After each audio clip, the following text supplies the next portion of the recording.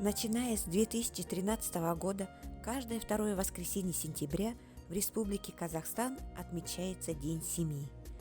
Основной целью ежегодного проведения праздника стала реализация национальной государственной задачи по сохранению культурных ценностей, традиций, духовности, воспитанию подрастающего поколения, а также проблем социального характера через институт семьи. В нашей библиотеке прижилась такая форма обслуживания, как семейный формуляр. На настоящий момент по семейному формуляру читает 26 семей. Внимание детей в библиотеке привлекает детский уголок. Здесь дети рисуют, лепят, мастерят, но детское счастье было бы неполным, если бы их творения не видели родители. Работников библиотеки и читающих семьи объединяет теперь не только любовь к книге, но и дружба, привязанность. Здесь хорошо знают запросы всех членов семьи и всегда стремятся обрадовать каждого интересующихся книгой, журнальной публикацией, долгожданной новинкой.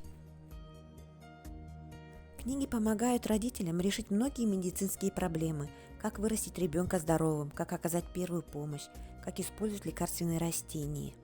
Традиции семейного чтения – очень важная часть системы семейного воспитания, которая не уйдет в прошлое. Это не способ получить информацию, это важнейший и лучший способ общения, ненавязчивое воспитание. Родители через семейное чтение помогают прививать у детей интерес к книге.